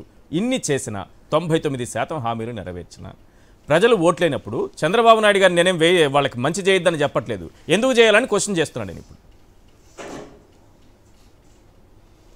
మీరు చెప్పేది మోస్ట్ వ్యాలిడ్ పాయింట్. ఎందుకంటే ఇన్ని చేసినా ఓట్లు వేయలేదు అని తెలిసిన తర్వాత చంద్రబాబు నాయుడుకు రాబోయేటువంటి ఆలోచన ఏమొస్తుంది అని అంటే, ఖచ్చితంగా ఇవి చేస్తే ఓట్లు వేయలేదు కదా కాబట్టి మనం చేయకపోయినా కూడా పెద్ద నష్టమేం లేదు కదా అనేటువంటి ఆలోచన వస్తుంది. నేను అందుకే చెప్పా, అంతిమంగా ప్రజలు నష్టపడతారు. ఈరోజు ప్రజల పరిస్థితి ఏ విధంగా అయింది అంటే, పాలిచ్చేటువంటి పాడి గేదెను వదులుకొని మేత మేసేటువంటి దున్నపోతును ఇంటి ముందు కట్టేసుకున్నట్టుగా పరిస్థితి తయారవుతుంది. పాపం ఇచ్చేటువంటి అన్నీ పోతాయి, కొత్తగా ఇచ్చేది ఉండదు. ఇవన్నీ అరాకొరగా అందించేటువంటి పరిస్థితి ఏర్పడుతుంది, అస్తవ్యస్తంగా తయారయ్యేటువంటి పరిస్థితి ఏర్పడుతుంది. కాబట్టి చంద్రబాబు నాయుడు యొక్క ఆలోచన కూడా మనం ఇవ్వాలనేటువంటి ఆలోచన, లేకపోతే శాస్త్రీయంగానో దాన్ని చూసి లెక్కలు వేసి బడ్జెట్కి సంబంధించి మనం ఏ విధంగా వేయగలమనేటువంటిది ఆ కసరత్తు జగన్మోహన్ రెడ్డి గారు చేశారు కాబట్టి, ఆయన మనం ఇవ్వలేమనేటువంటి నిర్ణయానికి వచ్చారు కాబట్టి పొదుపుగా ఆయన మేనిఫెస్టోని ప్రకటించడం జరిగింది. ఏది ఇచ్చినా ఏకపోయినా మనం చెప్దాం గతంలో చేయలేదు, మరలా 5 సంవత్సరాలు అనుభవిద్దాం, పోతే పోతుంది మళ్ళీ 5 సంవత్సరాలు అంటే ప్రజలతో మనం ఆడుకుందాం చెలగాటం అన్నట్టుగా చంద్రబాబు నాయుడు ఆలోచన చేస్తున్నాడు తప్ప, మనం ఏదో ఒక విధంగా ఆ పీఠం మీద ఎక్కితే చాలన్నటువంటి ఆలోచన చేస్తున్నాడు తప్ప, ఎక్కిన తర్వాత 5 సంవత్సరాలు అనుభవిద్దాం అనేటువంటి ఆలోచన చేస్తున్నాడు తప్ప, ఈ 5 సంవత్సరాల్లో మరలా మనం చేసి జనాల్లోకి వెళ్ళగలమా అడగగలమా? అందుకే జగన్మోహన్ రెడ్డి గారు చెప్పారు, మీ కుటుంబానికి నా వల్ల మేలు జరిగిందంటే మీరు ఓటు వేయండి అని అడిగారు. చంద్రబాబు ఆ మాట అడగలేకపోయాడు. కాబట్టి ఇవన్నీ కూడా తాత్కాలికంగా ఆశించినటువంటి ప్రయోజనాల వల్ల ప్రజలు శాశ్వతమైనటువంటి ప్రయోజనాలు కోల్పోయేటువంటి ప్రమాదం ఏర్పడుతుందనేటువంటిది నేను స్పష్టంగా చెప్పదలుచుకున్నా. ఇది రాబోయేటువంటి రోజుల్లో ప్రజలే అర్థం చేసుకునేటువంటి పరిస్థితి ఏర్పడుతుంది. ఈ రోజు మన డిబేట్కి సంబంధించి ప్రజలు చర్చించుకునేటువంటి అవకాశం ఏర్పడుతుంది. ఆ రోజు బిగ్ డిబేట్లో జరిగినటువంటి చర్చ వాస్తవమైంది కదా, వాళ్ళు చెప్పినటువంటి అక్షర సత్యాలు కదా అని ప్రజలు దాని గురించి అర్థం చేసుకోవడానికి సమయం పట్టదు. కానీ ఈ లోపల జరగాల్సినటువంటి నష్టం అయితే జరిగిపోయేటువంటి పరిస్థితి ఏర్పడింది. అధికారం బదిలీ అయిపోయింది. ప్రజలు ప్రజాప్రభుత్వాన్ని ఈ రోజు చేతుల దాన్ని దించేసుకున్నారు. మోసపూరితమైనటువంటి కుట్రపూరితమైనటువంటి ప్రభుత్వానికి ఆ మనుషుల మాటలు దిగి ఆ చక్రబంధంలో ఇరుక్కున్నారు. కాబట్టి ఈరోజు మనం ఏమి మాట్లాడినా తొందరపడి మాట్లాడినట్టుకుంటుంది, వేచి చూసి స్పందించాల్సినటువంటి పరిస్థితి ఏర్పడుతుంది. అందుకే 6 మాసాల తర్వాత మనం కూర్చొని మాట్లాడితే వీటిలో ఏ ఒక్కటి కూడా అమలు కాదు. కాబట్టి అంతిమంగా ప్రజలు నష్టపోతున్నారనేటువంటి ఆవేదనే నేను మొదటి నుంచి చెప్పింది. ఇస్తారా ఎవరనే దానికన్నా అయ్యో ప్రజలు నష్టపోతున్నారనేటువంటి ఆవేదనే ఇంకా ఎక్కువగా ఉంది మాకు అనేటువంటిది ఈ సందర్భంగా నేను చెప్పదలుచుకుంటున్నాను. ఎస్, మీరు డెవలప్మెంట్ చేశారు, పోర్టులు కడుతున్నారు, ఫిషింగ్ హార్బర్లు కడుతున్నారు, 2.5 లక్షల ఉద్యోగాలు ఇచ్చారు, 16 లక్షల ప్రైవేటు ఉద్యోగాల కల్పన చేశారు, సచివాలయాలు కట్టారు, ఆర్బీకేలు కట్టారు, విలేజ్ క్లినిక్లు కట్టారు, ఇంటింటికి డాక్టర్ని పంపిస్తున్నారు. చాలా బాగుంది. అయినా సరే ఎందుకో ప్రజలకి ఇది నచ్చినట్టుగా నాకు అనిపించట్లేదు వచ్చినటువంటి రిజల్ట్ చూస్తుంటే. కానీ ఒకటి మాత్రం చాలా బాధాకరమైన అంశం ఏంటంటే సార్, నేను స్వయంగా పలాస వెళ్ళాను. అక్కడ కిడ్నీ వ్యాధిగ్రస్తుల కోసం super speciality hospital, kidney research centre 4 దశాబ్దాలుగా అక్కడ కిడ్నీ వ్యాధిగ్రస్తులతో వేలాది మంది మరణిస్తే ఎవ్వరు కూడా ఏ పాలకులు పట్టించుకోకపోతే జగన్మోహన్ రెడ్డి గారు 50 కోట్లతో super speciality hospital, kidney research centre ఆయనే శంకుస్థాపన చేశారు, ఆయనే ప్రారంభోత్సవం చేశారు. వారి జీవితాలకు ఒక మార్గం అంటే దీని నుంచి బయట పడేయడానికి మొట్టమొదటిసారి ఆలోచన చేసిన ఏకైక ముఖ్యమంత్రి. ఎందుకంటే ధైర్యంగా చెప్పగలుగుతున్నా ఈ విషయాన్ని ఒక జగన్మోహన్ రెడ్డి గారు. అదే సమయంలో 807 గ్రామాలకు ఈ చుట్టుపక్కల రక్షిత మంచినీరు అందించేందుకు 742 కోట్లతో సుజలధార ప్రాజెక్టును తీసుకొచ్చి దాదాపు 104 కిలోమీటర్ల నుంచి పైప్ లైన్ సార్, 800 గ్రామాలకు మంచినీరు. ఇక్కడెక్కడ కూడా ఆ నీళ్లు తాగి వాళ్ళు ఆ కిడ్నీ వ్యాధిగ్రస్తులు ఎందుకు వస్తుందో ఆ వ్యాధి తెలియకపోతే నేలలో ఉండేటటువంటి ఆ నీళ్ల ద్వారా వస్తోందేమో అనేటటువంటి అనుమానాలు ఈ నేపథ్యంలో ఆయన 742 కోట్ల రూపాయలతో 100 కిలోమీటర్ల దూరంలో హీరా మండలంలో ఉండేటటువంటి రిజర్వాయర్ నుంచి వాళ్ళకి నీళ్లు అందించారు సార్. అక్కడ కూడా వైఎస్ఆర్సీపీ ఓడిపోయింది. ఇక్కడ అభివృద్ధి జరిగింది, ఇక్కడ సంక్షేమం అందింది. అదే కిడ్నీ వ్యాధిగ్రస్తులకు ఇంత మేలు జరిగింది. ఎవరు చేయలేదు. ఇది ఈనాటిది కాదు, 40 ఏళ్ల నుంచి కనిపిస్తున్నటువంటి ఒక మాయ రోగం. అది ఎవరికీ తెలియదు ఎందుకు వస్తుందో కిడ్నీ వ్యాధి అనేది. కానీ అక్కడ కూడా ఓడిపోవడం ఏంటి సార్? స్వయంగా పరిశీలించాను, నేను అక్కడికి వెళ్ళి చూశాను. అందుకు అది ఎందుకో ఆ ఒక్క విషయంలో మాత్రం ఎక్కడో ఏదో మనసులో ఏదో ఇబ్బంది పెడుతోంది. నేను బాధాకరమైనటువంటి దాంతో బరువెక్కినటువంటి హృదయంతో నేను పదే పదే చెప్పేది కూడా, ఈరోజు మేమందరం ఓడిపోయామనేటువంటి దాన్ని గెలుపోవటం అనేటువంటివి సహజం రాజకీయాలు. జగన్మోహన్ రెడ్డి గారి ప్రభుత్వం రావచ్చు, రాకపోవచ్చు, ఎమ్మెల్యేలు గెలవచ్చు, గెలవకపోవచ్చు, అది సహజమైనటువంటి విషయం. మమ్మల్ని అందరినీ బాధించేటువంటిది, మమ్మల్ని అందరిని ఆందోళన గురి చేసేది, మేము జీర్ణించుకోలేకపోయేది ఏ వ్యక్తి అయితే సుదీర్ఘకాలంగా అపరిష్కృతంగా ఉన్నటువంటి సమస్యలు, మీరు చెప్పినట్టుగా ఉద్దానానికి సంబంధించి పవన్ కళ్యాణ్ గారు మాట్లాడారు, వదిలేశారు. దాన్ని కార్యరూపంలోకి తీసుకొచ్చి ఎంతమందికి మేలైనటువంటి మెరుగైనటువంటి వైద్యం అందించాలి. హాస్పిటల్స్, డాక్టర్స్ లేనటువంటి హాస్పిటల్స్ చూసాం. ఎంతమంది ప్రాణాలు కోల్పోయారో చూసాం గత ప్రభుత్వంలో.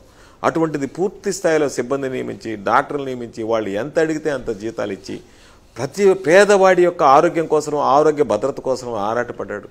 పిల్లల చదువుల కోసం, పేదవాడి పిల్లల చదువు కోసం ఆ రోజు ఇంగ్లీషు పెట్టడం నేరం అన్నట్టుగా మాట్లాడినటువంటి వాళ్ళకి సమాధానం చెబుతూ, పేద బిడ్డలకి ఇంగ్లీష్ మీడియం ఉండాలనేటువంటి ఆలోచనతో తెలుగు మీడియం కొనసాగిస్తూనే ఇంగ్లీష్ మీడియం పెట్టాడు. ఎవరు ఆలోచించినటువంటి విధంగా ఈరోజు సంస్కరణలు తీసుకొచ్చాడు. ఇవన్నీ తీసుకొచ్చిన తర్వాత కూడా ప్రజలు వీటినన్నింటినీ మరిచిపోయారా? ఎందుకంటే ఒక విషయం, సన్నివేశం గుర్తుకొస్తుంది, అప్పుడప్పుడు అనిపిస్తుంది. ఎప్పుడో నేను చిన్నప్పుడు సీనియర్ నాయకుడితో కాసు బ్రహ్మానందరెడ్డి గారి దగ్గరికి వెళ్తే ఆయన కళ్ళనీళ్ళు పరిమితమయ్యాడు, ఎంపీగా ఓడిపోయి. ఆయన అన్నాడు, నేను కట్టినటువంటి నాగార్జున సాగర్ని ప్రజలు మర్చిపోయారా? నన్ను ఓడించారా? నేను నారాయణ స్వామి చేతిలో ఓడిపోయానా అని చెప్పి ఆయన బాధపడ్డాడు. అంటే నాకు అనిపించింది ఆ రోజు ఆయన బాధ చూసిన తర్వాత, జగన్మోహన్ రెడ్డి గారు నిన్న మీడియా సమావేశం చూసిన తర్వాత ప్రజలు తీసుకునేటువంటి నిర్ణయాలు, అంటే వాళ్ళు చేసినటువంటి సామాజిక దృక్పథంతో సమాజం కోసం చేసినటువంటి అనేక విషయాలని పట్టించుకోకుండా, దానితో పాటు వ్యక్తిగతంగా తాము పొందినటువంటి లబ్ధిని కూడా మరిచిపోయి ఈరోజు పాపం వాళ్ళు మోసపోయారే అనేటువంటి బాధ, అంటే ఏదో ఎక్కువ వస్తుందనో లేకపోతే విషప్రచారం చేస్తే వాస్తవాలు అవాస్తవాలు తెలుసుకోకుండా ఇది నిజమేమనేటువంటి గుడ్డిగా నమ్మి రకరకాలైనటువంటి కారణాలలో ఈరోజు ప్రజలు ఎందుకో ఒక నిర్ణయం తీసేసుకున్నారు. అయిపోయింది.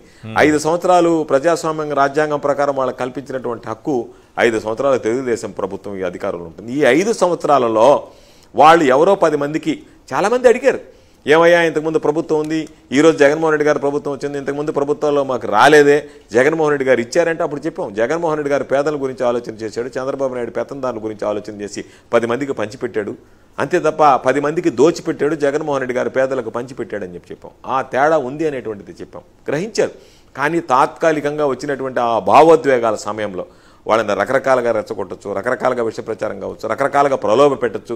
సరే మనం ఓటేస్తే పాపం పేదవాడు రేపటి నుంచి 7,000 వస్తుంది, నెలకు 4,000 వస్తుంది, నా కుటుంబంలో ఎదిగినటువంటి బిడ్డకి 1,500 రూపాయలు వస్తుంది, నాకు అమ్మోడు 4 పిల్లలు ఉన్నారు, 2 మనవాళ్ళు ఉన్నారు, 2 మనవరాళ్ళు ఉన్నారు, వాళ్ళకి సంబంధించినటువంటి వాటిలో 4 కుటుంబాలకు వస్తుంది, ఈరోజు కేవలం ఒకరికే వస్తుంది. రకరకాలైనటువంటి ఆలోచనలు, రకరకాలైనటువంటి లెక్క వేసుకుంటే ఓయమ్మ ఇప్పుడు ఇచ్చేటువంటి దానికన్నా జగన్మోహన్ రెడ్డి గారు ఇచ్చాడు కదా, చంద్రబాబు నాయుడు కూడా ఇస్తాడేమో చూద్దాం అన్నట్టుగా. అంటే ఇదంతా ట్రయల్ అండ్ ఎర్రర్ బేసిస్లో ఒకసారి చూద్దాం, ఇస్తాడేమో, ఈసారి ఇస్తాడేమో, ఇప్పుడు ఇచ్చింది ఇచ్చాడు కదా, ఆయనకన్నా ఎక్కువ ఇస్తాడు కానీ ఆయనకన్నా తక్కువ ఇవ్వడు కదా, ఆయనే ఒక, అంటే ప్రజల యొక్క పాపం ఆర్థిక పరిస్థితులు మెరుగుపడతాయి కదా అనేటువంటి ఆ భావజాలంతో కొంతమంది ప్రలోభ పెట్టాడు. ఎక్కువ మంది మారకపోయింది. నేను చెప్పినట్టుగా తక్కువ మందిలో వచ్చినటువంటి ఆ శాతంలో వచ్చినటువంటి మార్పే ల్యాండ్ స్లైడ్ విక్టరీకి దారితీస్తుంది. కాబట్టి 100కి 10 మందిని మార్చగలిగారు. దాంట్లో చంద్రబాబు వీటన్నిటికీ కారణం పచ్చ మీడియా, చంద్రబాబు, అన్ని శక్తులు కలిపి ఆ 10% మార్చడంలో సఫలీకృతులయ్యారు. కాబట్టి ఈరోజు అటువంటి విక్టరీని వాళ్ళు చేజిక్కించుకున్నారు. కానీ ఇది పాపం రాష్ట్ర ప్రజల ప్రయోజనాలకు తీరనటువంటి విఘాతం కలిగిస్తుందనేటువంటి బాధ, ఆవేదన ఈరోజు ఇప్పటి నుంచే, ఎన్నికల్లో నిన్ననే ఓటమి ఖరారు చేసుకున్నాం అందరం కూడా, నేను ఓటమి అనేటువంటిది మాకు బాధాకరమైనటువంటి అంశం. బాధాకరమైన అంశాల్లో ఓకే, ఇవి పక్కన పెడదాం. రేపు స్కూల్స్లో ఇంగ్లీష్ మీడియం అలాగే ఉంటుందా? నాడు నేడు కింద ఇంకా కొన్ని డెవలప్ చేయాల్సినవి డెవలప్మెంట్లో మధ్యలో ఉన్నవి చాలా ఉన్నాయి, అవి ఉంటుందా? ఐబీ సిలబస్ ఉంటుందా? పిల్లలకి ట్యాబ్స్ ఉంటాయా? ఎందుకంటే ఇంగ్లీష్ మీడియం పైన కోర్టుల వరకు వెళ్ళినటువంటి పరిస్థితి ఉంటుంది. రెండు, ట్యాబ్స్ ఎందుకు, పిల్లలు చెడిపోతారని ఈనాడు దినపత్రికలో రోజు రాసి ఆ ట్యాబ్లు ఉండడం వల్ల పిల్లలు ఏవేవో చూస్తున్నారు, చెడిపోతారని రాశారు. ఈ ట్యాబ్స్ పిల్లలకు ఉంటాయా? ఇవన్నీ కావాలని తల్లిదండ్రులు కోరుకుంటున్నారు. కానీ ఇదే తల్లిదండ్రులు ఓటింగ్ వేయడానికి ఏ స్కూల్లో అయితే పోలింగ్ బూత్ పెట్టారో ఆ స్కూల్కి వెళ్ళారు. ఓటు వేసే ముందు కూడా అదే స్కూల్కి వెళ్ళారు. ఆ స్కూల్ ఎంత డెవలప్ అయిందో చూశారు. 5 ఏళ్ల క్రితం ఎలా ఉందో చూశారు, ఇప్పుడు ఎలా ఉందో చూశారు. తమ పిల్లలు ఇంట్లో నుంచి బయలుదేరేటప్పుడు తమ పిల్లల్ని కూడా ఒక్కసారి చూసే వెళ్ళుంటారు. వాళ్ళు ఓటేయలేదు. ఓకే, వాళ్ళని పక్కన పెడదాం. ఇవన్నీ ఉంటాయా? ఇంగ్లీష్ మీడియం ఉంటుందా? ఐబీ సిలబస్ ఉంటుందా? పిల్లలకి ట్యాబ్స్ ఉంటాయా? బైజూస్ కంటెంట్ ఉంటుందా? వాళ్ళ విద్యా ప్రమాణాలు ఈరోజు మళ్ళీ ఏ కార్పొరేట్ చేతుల్లోకి వెళ్ళిపోతాయేమోననే ఆందోళన ఒకటి. రెండో పాయింట్ కూడా చెప్పేస్తున్నాను సార్. అవ్వాతాతలకు ఇస్తున్నటువంటి పెన్షన్ 1వ తారీఖున ఇంటింటికి వెళ్ళి వాలంటీర్లు ఇచ్చారు. అది అలాగే కంటిన్యూ అవుతుందా, లేకపోతే వాళ్ళకి కష్టాలు మళ్ళీ మొదలవుతాయా? ఈ 2 పాయింట్లు. ఎందుకంటే ఈ 2 అలాగే జరగాలని కోరుకుంటున్నా. ప్రభుత్వం మారినా సరే ఈ 2 జరగాలని కోరుకుంటున్న వ్యక్తిగా అడుగుతున్నా. ఈశ్వర్ గారు, నేను మీకు కొన్ని విషయాలు చెప్తాను. వీళ్ళకి ఒక నియమము, ఒక నిజాయితీ, ఒక నీతి, ఒక నిబంధన అనేది ఏమీ ఉండదు.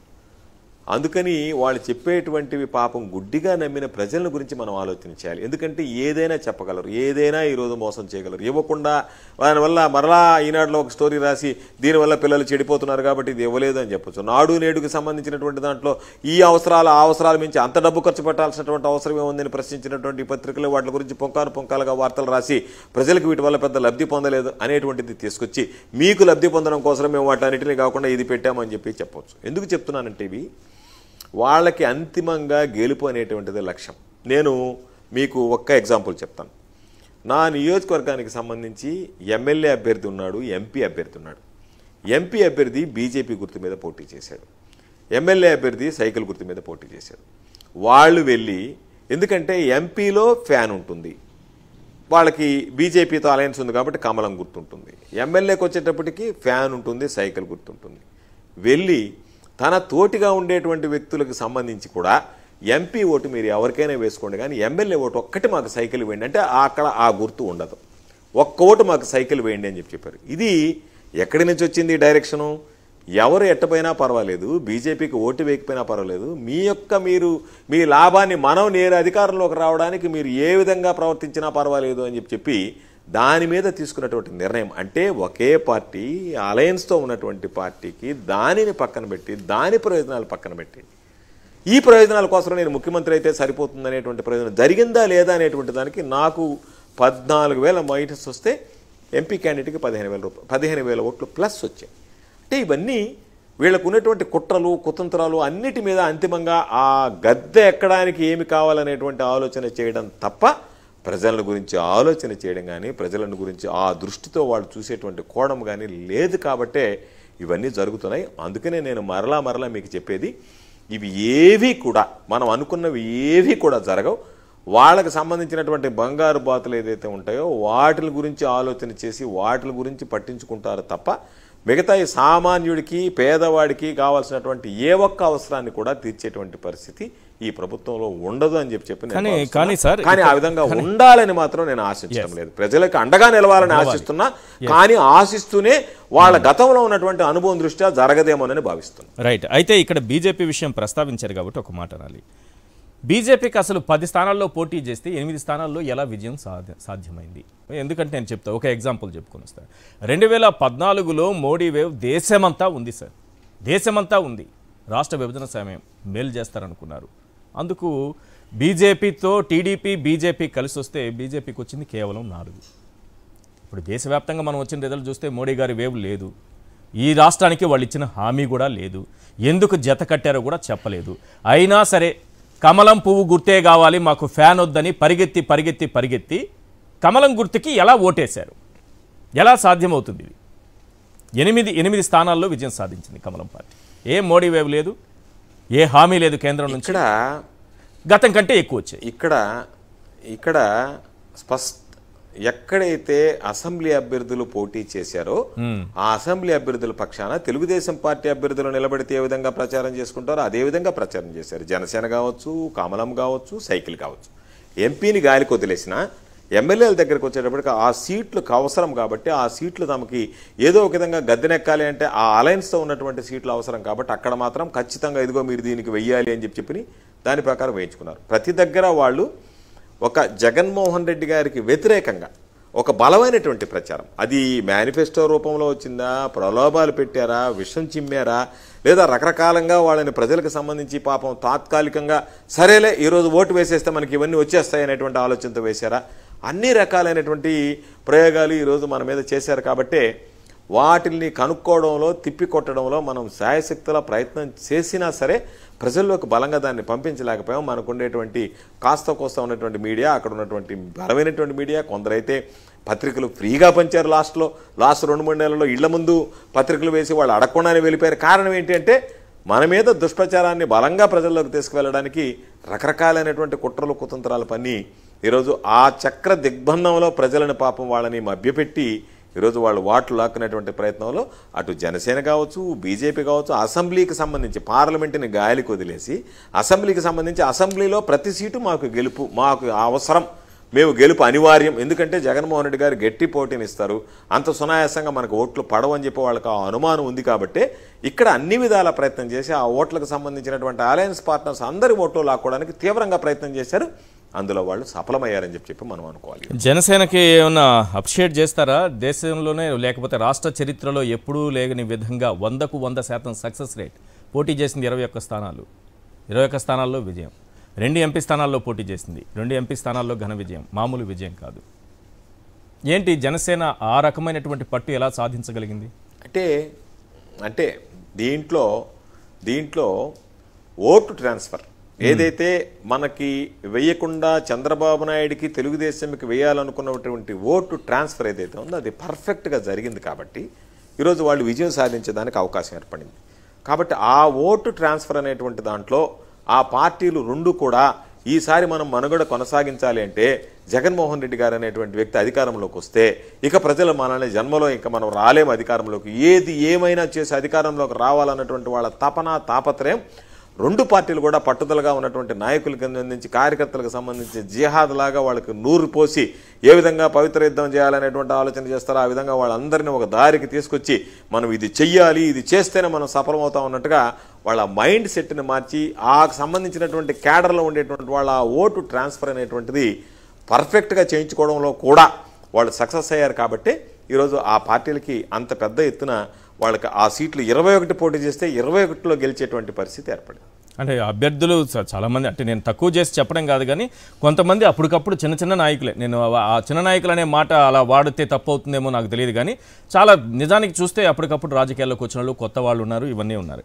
కానీ సార్ ఓవరాల్గా టీడీపీకి కానీ లేకపోతే జనసేనకు కానీ ఒక్కొక్కరికి వచ్చినటువంటి మెజారిటీ ఇది ఎలా ఉందంటే గాజువాక పల్లా శ్రీనివాసరావు 95,235 ఓట్ల మెజారిటీ సార్, భీమిలిలో 92,000 మెజారిటీ సార్, మంగళగిరిలో 91,000 majority sir, పెందుర్తిలో 81,000 Janasena Panchakala Ramesh Babu 81,000, Nellore city Ponguru Narayana 72,000, Kakinada పంతం నానాజీ కాకినాడ గ్రామీణ rural Janasena 72,000, Rajamahendravaram city Adireddy Srinivas 71,000 TDP, Visakha తూర్పు వెలగపూడి రామకృష్ణబాబు 70,000, పిఠాపురం పవన్ కళ్యాణ్ జనసేన 70,000, విజయవాడ సెంట్రల్ బోండా ఉమామహేశ్వరరావు 68,000 వీళ్ళకి వచ్చినటువంటి మెజారిటీ. నా క్వశ్చన్ ఏంటంటే ఇంత భారీ మెజారిటీ అంటే ఎలా సాధ్యం అవుతుంది చెప్పండి ఈశ్వర్ గారు? ఇక్కడ ఒక పాయింట్ గుర్తుపెట్టుకోవాలి. చెప్పండి. ఒక్క పాయింట్ గుర్తుపెట్టుకోవాలి మీరు. వాళ్ళ యొక్క నేపథ్యం అంటే మనం తప్పుపట్టడం అని కాదు, వాళ్ళ నేపథ్యం రాజకీయ నేపథ్యం పెద్ద ఎక్కువగా లేకపోయి ఉండొచ్చు కానీ వాళ్ళకి సంబంధించినటువంటి వనరులు సమకూర్చడంలో మాత్రం చంద్రబాబు నాయుడు ఏ పెద్ద కోటీశ్వరులకి తగ్గిపోకుండా వాళ్ళందరికీ కావాల్సినటువంటి అన్ని వనరులు పుష్కలంగా అందజేశాడు. కాబట్టి వాళ్ళని మనం ఈరోజు ఏదో చెప్పినట్టుగా వాళ్ళ స్థాయి కన్నా వాళ్ళకి సంబంధించినటువంటి వనరులు ఆ వనరుల వినియోగంలో మాత్రం బాగా కోటీశ్వరులు బాగా ఆర్థికంగా స్థితిమంతులు ఉన్నటువంటి వ్యక్తులు ఏ విధంగా ఎన్నికల్లో పాల్గొని వాళ్ళు ఆ వనరులన్నీ సమకూర్చుకొని అన్ని వనరులతో పోరాడతారో అదేవిధంగా పోరాడేటువంటి ఆ వనరులన్నీ కూడా అన్ని శాసనసభ్యులుగా పోటీ చేసినటువంటి అలయన్స్ పార్ట్నర్స్ అందరికీ కూడా సమర్థవంతంగా సంపూర్ణంగా చంద్రబాబు నాయుడు గారు సహకరించి అందించడం జరిగింది. కాబట్టి ఈరోజు వాళ్ళకి మెజారిటీలు రావడానికి కూడా కారణం అక్కడ ఉన్నటువంటి నేపథ్యం, అక్కడ ఉన్నటువంటి కొన్ని సామాజిక వర్గాలు ఏదైతే ఉన్నాయో వాళ్ళకి బహుశా ఆ ప్రభుత్వం యొక్క ప్రలోభమో లేకపోతే ఉన్నటువంటి ప్రభుత్వం మీద వాళ్ళు చెప్పినటువంటి వ్యతిరేకతకు ఆకర్షితులు కావడమో ఇవి కొన్ని దగ్గరలో జరిగాయి. కాబట్టి కొన్ని ప్రదేశాల్లో అక్కడ పోటీ చేసినటువంటి మన బలమైనటువంటి అభ్యర్థి, మన అభ్యర్థిగా ఉన్నటువంటి వ్యక్తి వాటిని తిప్పికొట్టడంలో వైఫల్యమో, గట్టిగా చెప్పలేకపోవడమో, లేకపోతే ఆ చెప్పినటువంటి దాన్ని వాళ్ళు ఇంకా కొంచెం యాంప్లిఫై చేసి చెప్పగలగడమో, ఆ ప్రజల్లో ఆ విధంగా కలిగించడమో, రకరకాలైనటువంటి ప్రాంతాల వారీగా చేశారు, సామాజిక వర్గాల వారీగా చేశారు, అన్ని రకాల వర్గాలుగా చేశారు. కాబట్టి వాటిల్లో జరిగినటువంటి ఆ ప్రయత్నాల్లో భాగంగా నేను అనుకుంటున్నాను తప్ప ఒక్కొక్కసారి ఎక్కువ మెజార్టీలు, పోయినసారి కూడా ఎన్నికలు 2019 ఎన్నికల్లో మనకి భారీ మెజార్టీలు వచ్చినటువంటి సందర్భాలు ఉన్నాయి. కానీ మీద ప్రజల యొక్క మైండ్ సెట్లో మార్పు తీసుకురావడంలో కానీ ఇక్కడ వచ్చినటువంటి 95,000, 92,000, 91,000, 81,000, 72,000, 72,000, 71,000 ఇవన్నీ చూస్తుంటే అంటే నా ఉద్దేశం ఏంటంటే రావడం గురించి కాదు, అంటే జనం ఎంత స్థాయిలో చిన్న చెప్పండి సార్. వీటిల్లో కొన్ని ఏం జరిగాయి అంటే ఈవీఎంకి సంబంధించినటువంటి వాటిల్లో కూడా కొన్ని పొరపాట్లు జరిగి ఈ స్థాయిలో వచ్చాయి, ఈవీఎంలు ట్యాంపరింగ్ అయ్యాయి అనేటువంటిది కూడా సాధారణంగా చర్చ జరుగుతుంది. కొన్ని దగ్గరలో మనం వీడియోలో కూడా చూస్తున్నాం. ఎందుకంటే వీవీప్యాట్స్కి సంబంధించినటువంటి స్లిప్ చిల్లా చెదరగా పడి ఉండడం ఇవన్నీ. అయితే నాకు ఉన్నటువంటి సమాచారం ప్రకారం కూడా ఎప్పుడైతే ఈ ప్రభుత్వం అధికారంలోకి వస్తుంది అని అనుకున్నారో కొన్ని దగ్గరలో అసలు అభ్యర్థులను ప్రకటనే ఆపడానికి ప్రయత్నం చేశారు. కొన్ని దగ్గరలో గెలిచినటువంటి అభ్యర్థులను ప్రకటించకుండా ఒత్తిడి తీసుకొచ్చారు అధికారుల మీద. అదేవిధంగా ఇక్కడ మన వాళ్ళని ఏ విధంగా అయితే పోలింగ్ బూత్లో తరిమేశారో కొన్ని దగ్గర కౌంటింగ్ ఏజెంట్లను పంపించేశారు. వాళ్ళు పాపం ఎప్పుడైతే ఓటమి పాలయ్యారో కొంతమంది వచ్చేసారు. అటువంటి నేపథ్యంలో కూడా నాకున్నటువంటి అనుమానం, ఇది కన్ఫర్మేషన్ కాదు, అటువంటి నేపథ్యంలో కూడా అధిక సంఖ్యలో వీళ్ళు ఓట్లు రాసుకున్నారు. ఎందుకంటే లోకేష్కి ఇప్పుడు ఆ మెజారిటీ వచ్చిందని కానీ మిగతా వాళ్ళకి వచ్చినటువంటి మెజారిటీ చూస్తే ఎవరు లేని పరిస్థితుల్లో అటువంటిది ఏదన్నా దారి తీసిందా అనేటువంటిది. అందుకే ఈరోజు కొంతమంది కోర్టుకు వెళ్ళండి అని చెప్పి ఈరోజు పొద్దుటి నుంచి అనేక రకాలైనటువంటివి ట్రోల్ చేస్తున్నారు. అందులో భాగంగా ఎక్కడన్నా అవకతవకలు జరిగి కూడా అత్యంత భారీగా వాళ్ళు నమోదు చేసుకుని ఓటర్లు ఏదన్నా చేసుకున్నారా, ఆనికి ఎవరన్నా అధికారులు సహకరించారు. ఎందుకంటే ఒక నానుడు ఉంది కదా, అధికారులందరూ ఈ ప్రభుత్వానికి వ్యతిరేకంగా ఉన్నారని చెప్పి అటు ఏమన్నా అధికారులు ఎవరన్నా వాళ్ళకి దీనికి సంబంధించి అది మాత్రం కూడా నాకు మ్యానిపులేటింగ్ జరిగింది. మెజారిటీలు వచ్చిన దగ్గర నేను అడిగాను వీళ్ళు అనుమానం నాకుంది. ఎందుకంటే నేను అందుకే అడిగా, కౌంటింగ్ ఏజెంట్లు చివరి దాకా ఉన్నారా, మధ్యలో వెళ్ళిపోయారా, వెళ్ళిపోయిన దగ్గర ఖచ్చితంగా మ్యానిపులేషన్స్ జరిగాయి. అంటే పోలింగ్ రోజున కూడా ఏమన్నా జరిగి ఉండొచ్చా? ఎందుకంటే చాలా మందిలో అనుమానం ఉంది. కొంతమంది మీకు వ్యతిరేకంగా ఉన్నవారు పోలింగ్ రోజున కూడా అవతల వైపు నుంచి ఓట్లు గుద్దేసుకోవడానికి ఎక్కడ ఎవరు బూతుల్లో లేకుండా మీకు వ్యతిరేకంగా పనిచేశారనేది ఉంది. నాకు స్వతహాగా నాకు తెలిసినటువంటి ఒక ఎంప్లాయీకి సంబంధించిన ఫ్యామిలీ మెంబర్ నాకు చెప్పారు, ఇట్లా వేయించారు, మా ఈ ఎంప్లాయీ ఇలా వేయించారు అని అంటున్నారు, ఎంప్లాయీస్ ఇలా వేయించారు అని అంటున్నారు, అందులో ఉద్యోగులు ఉపాధ్యాయులు కూడా ఉన్నారు అని అంటున్నారు. వాస్తవం కాదో నాకు తెలియదు. మామూలుగా అక్కడ జరిగినటువంటి వాటిలో క్లియర్గా మనం కొన్ని వీడియో ఫుటేజెస్ చూపాం. కొంతమంది అన్నారు ఏమయ్యా మమ్మల్ని ఓటింగ్కి పానియటం లేదని చెప్పి అన్నారు. ఓటింగ్కి వాళ్ళని వెళ్ళనివ్వకుండా ఈరోజు మనం పాపం పిన్నెల రామకృష్ణారెడ్డి గురించి మాట్లాడుతున్నాం. ఓటింగ్ అక్కడ జరిగినటువంటి దారుణమైనటువంటి సంఘటనలు బయట మీడియా తీసినటువంటి వీడియోలు చూస్తే ఓటింగ్కి వాళ్ళని మహిళలను వెళ్ళనివ్వకుండా వాళ్ళని అడ్డుకొని ప్రశ్నించినటువంటి ఏజెంట్ మీద దాడి చేసి వాళ్ళని బయటకు లాగేసి యథేచ్ఛగా రిగ్గింగ్ పాల్పడుతుంటే అక్కడికి వచ్చినటువంటి వ్యక్తి ఎందుకు జరుగుతుందని ప్రశ్నించిన దానికి ఈరోజు పిన్నెల రామకృష్ణారెడ్డి మీద కేసు పెట్టారు, కేసు నమోదు చేశారు. ఆయన అరెస్ట్ చేయాలని చూస్తున్నారు ఈరోజు ప్రభుత్వం, వాళ్ళ అధికారం వచ్చింది కాబట్టి ఎక్కడ ఎన్ని రకాలైనటువంటివి పోలింగ్ నేను అందుకే చెప్పా, ఎన్నికల కమిషన్కి సంబంధించి కూడా వాళ్ళని అనుకూలంగా చంద్రబాబు నాయుడు వ్యవస్థలను తనకు అనుకూలంగా మార్చుకోవడంలో సిద్ధహస్తుడు. కాబట్టి ఎన్నికల కమిషన్కి సంబంధించి ఎక్కడ వాళ్ళకి అవకాశం ఉందో అక్కడ పోలీసులు లేకుండా రిగ్గింగ్ పాల్పడ్డారు. ఎక్కడైతే వైఎస్ఆర్ కాంగ్రెస్ పార్టీ బలంగా ఉంటుందనుకున్నారో అక్కడ విపరీతమైనటువంటి పోలీస్ ఫోర్స్ పెట్టి కనీసం ఓటింగ్కి వచ్చేటువంటి వాళ్ళని కూడా భయభ్రాంతులకు గురి చేసి తరిమేసేటువంటి పరిస్థితి తీసుకొచ్చారు. ఇవన్నీ కూడా మీ ఓట్లు మీకు పడకుండా పోయాయి అనుకుంటారా? చంద్రబాబు నాయుడు గారు ఒక పిలిపించారు, ఎక్కడికక్కడ ఐజీలను మార్చారు, ఎస్పీలను మార్చారు. చంద్రబాబు నాయుడు గారు ఒక పిలిపించారు, 11 గంటల లోపు, ఉదయం 11 లోపు మన వాళ్ళందరూ ఓట్లేసేయండి అని. వాళ్ళ ఓట్లు వాళ్ళకి పడ్డాయి. ఆ తర్వాత మీ ఓట్లు పడకుండా ఏమన్నా జరిగింది అనుకుంటున్నా? అవును మీరు 11 గంటల వరకు వేసేయండి, ఆ 11 గంటల తర్వాత మనం ఉద్రిక్తతలు రెచ్చగొట్టి వాళ్ళు ఓటింగ్ వచ్చిన తర్వాత వాళ్ళు ఓటింగ్ని అడ్డుకోవడానికి ప్రయత్నం చేద్దాం అనేటువంటి పిలిపించాడు. పొద్దుటి నుంచే మీరు మన వాళ్ళందరినీ అప్రమత్తంగా అండి, 7 గంటలకి కౌంటింగ్ స్టార్ట్ అవుతుంది కాబట్టి 6 గంటలకి మన వాళ్ళందరినీ కదిలించండి, 7 గంటలకల్లా క్యూలో నిలబెట్టండి, 11 గంటలకల్లా మీకు సంబంధించినటువంటి ఓటింగ్ మొత్తం పూర్తి చేయండి అని చెప్పడం కూడా అనుమానాలు గురుస్తుంది. ఎందుకంటే సాయంకాలం 6 గంటల దాకా నీకు 11 గంటల సమయం కేటాయిస్తే దానికి సంబంధించి 7 గంటలకే మీరు రెడీ అయిపోండి, 6 గంటలకి తీసుకెళ్లి క్యూలో నిలబెట్టండి అనేటువంటిది కూడా తర్వాత జరిగినటువంటి పరిణామాల్లో మనకు అనుమానం వచ్చింది. ఓహో, చంద్రబాబు నాయుడు బహుశా ఈ ఉద్రిక్తతలు రెచ్చగొట్టి మన ఓటింగ్ ఆపడానికి పనిచేశాడు. చాలామంది మహిళలు వెళ్ళిపోయారు వెనక్కి. ఎప్పుడైతే గొడవలు పడ్డం మొదలుపెట్టారో, గొడవలు సృష్టించారో, వచ్చి క్యూలో నిలబడ్డేటువంటి వాళ్ళు వెళ్ళిపోయారు. మళ్ళీ వాళ్ళు పిలిచినా కూడా ఎందుకయ్యా గొడవలు మేము రాలేమని చెప్పి అవి వైఎస్ఆర్ కాంగ్రెస్ పార్టీ సానుభూతి పరులుగా ఉండేటువంటి ఓట్లు అవి కొంతమంది వెనక్కి వెళ్ళిపోయారు. అవి కూడా జరిగాయి. ఎన్ని రకాలైనటువంటి కుట్రలు, ఎన్ని రకాలైనటువంటి కుతంత్రాలు, ఎన్ని రకాలైనటువంటి ప్రచారాలు చేయాలనో అన్నీ కలిపి చేసి వాటన్నిటిలో సిద్ధహస్తుడు కాబట్టి చంద్రబాబు నాయుడు గారు ఈరోజు ఆ ఎలక్షన్లో నేను గెలిచానని చెప్పి ఘనంగా చెప్పుకునేటువంటి పరిస్థితి కల్పించుకున్నాడు. రైట్. ఫైనల్గా ఒక విషయం చెప్పండి సార్. పార్టీ 11 సీట్లకు పడిపోయి ప్రతిపక్ష హోదా కూడా కోల్పోయి మీ వైపు ఎమ్మెల్యేలు కూడా లేని స్థితిలో రేపు ఎంతమంది ఉంటారు, ఎలా ఉంటారు, ఈ పార్టీని ఎలా కాపాడుకుంటారు, ఈ 5 ఏళ్ల పాటు ఎంత గట్టిగా నిలబడతారు, ఏ రకంగా జగన్మోహన్ రెడ్డి గారికి ఎంతమంది అండగా నిలబడతారంటే ఏం చెప్తారు? ఈ నెక్స్ట్ 5 ఇయర్స్ అనేది మీకు చాలా క్రూషియల్. ఎందుకంటే 0 నుంచి మీరు మళ్ళీ ప్రయాణం మొదలు పెట్టాల్సినటువంటి నేను ఈశ్వర్ గారు నాకు నమ్మకం ఉంది, విశ్వాసం ఉంది. నేను 2011 నుంచి దాదాపుగా 13 సంవత్సరాలుగా ఈ పార్టీలో ఉన్నా, పార్టీలో పనిచేశా. గెలిచినటువంటి వ్యక్తుల్ని కొనుగోలు చేసి చంద్రబాబు నాయుడు పార్టీని నిర్వీర్యం చేయాలన్నటువంటి ఆలోచన చేసినప్పుడే నిజాయితీగా కొంతమంది నాయకులు నిలబడ్డారు, శాసనసభ్యులు నిలబడ్డారు కొంతమంది. కాబట్టి నేను ఈరోజు చెప్తున్నా 2025 కల్లా మరలా జనం జగన్మోహన్ రెడ్డి గారు వెంట పరుగులు తీయకపోతున్నాను అడగండి మీరు. ప్రతి ఒక్కరు గతంలో జరిగింది 2014లో జరిగినప్పుడు 2015 నుంచి. కాబట్టి జగన్మోహన్ రెడ్డి గారు జనాన్ని నమ్ముకున్నాడు. ఈరోజు కూడా జగన్మోహన్ రెడ్డి గారు జనం మీద ఆధారపడే పని చేస్తాడు. జనం ఈరోజు చేసినటువంటి తప్పు తెలుసుకుని మరలా జగన్మోహన్ రెడ్డి గారికి ఈరోజు మరలా జగన్మోహన్ రెడ్డి గారిని అధికారంలో తీసుకొచ్చిన దాకా ప్రజలే, జనమే, మీరు కావాలంటే రాసి పెట్టుకోండి, జనమే జగన్మోహన్ రెడ్డి గారి వెంటపడి మరలా నువ్వు రావాల్సిందే మాకు అధికారంలో అన్న విధంగా జగన్మోహన్ రెడ్డి గారిని అధికారపేట మీద కూర్చోబెట్టాడు. కాబట్టి దాని గురించి మేము బాధపడటం లేదు, అధికారాన్ని గురించి బాధపడటం లేదు. 5 సంవత్సరాల పోరాటం జగన్మోహన్ రెడ్డి గారికి జీవితం అంతా పోరాటం. ఏది జగన్మోహన్ రెడ్డి గారు పోరాటం లేకుండా సాధించుకోలేకపోయాడు. ఎన్ని రకాలైనటువంటి కష్టాలు పడ్డాడు, ఎన్ని రకాలైనటువంటి ఇబ్బందులు పడ్డాడు. అధికారంలోకి వచ్చిన తర్వాత కూడు లేకుండా బాధేసే సంఘటన. పాపం జనాల్ని కలవడానికి వెళితే మేము భోంచేసేమేమో కానీ మంత్రులుగా ఆయన పాపం అందరినీ కలిసి హెలికాప్టర్ ఎక్కేటప్పటికి 3 4 అయితే సార్ మీరు భోంచేయలేదంటే పర్వాలేదు, మీరు భోంచేశారని అడిగి పాపం అన్నం లేకుండా, నీళ్లు లేకుండా, రైలు లేకుండా, పగలు లేకుండా క్వాలిటీ టైం వెచ్చించి నేను అధికారంలోకి వచ్చేసానని చెప్పి చాలామంది తెలియనటువంటి బఫోన్లు కొంతమంది మాట్లాడుతున్నారు జనంలోకి రాలేదని. జనాల గురించి, జనాల సమస్యల గురించి గంటల తరబడి కూర్చొని ఏ విధంగా పరిష్కరించాలి, మనం ఇచ్చినటువంటి మాట ఏ విధంగా నిలబెట్టుకోవాలి, ఆర్థికంగా ఏ విధంగా అండదండలు అందించాలి, సీజన్ లోపల ఏ విధంగా వాళ్ళకి సంబంధించినటువంటి మనం ఆదుకోవాలనేటువంటి ఆలోచన చేసినటువంటి వ్యక్తికి ఈరోజు తాత్కాలికంగా మబ్బులు కమ్ముకున్నట్టుగా ఇవన్నీ ఉండొచ్చు, కానీ శాశ్వతమైనటువంటి వెలుగు నుంచి మాత్రం ఎవరు దూరం చేయలేరు.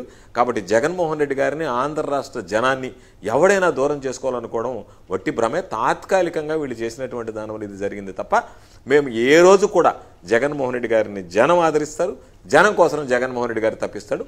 ఇది రాబోయేటువంటి రోజుల్లో అక్షరసత్యంగా ఉంటుందనేటువంటి ఆ ధైర్యం, ధీమా మా అందరిలో కూడా ఉంది. Right. Thank you sir. Kakani గారు ఇవాళ బిగ్ క్వశ్చన్లో పాల్గొన్నందుకు thank you so much sir. ఇది ఇవాళ బిగ్ క్వశ్చన్. చూస్తూనే ఉండండి సాక్షి టీవీ.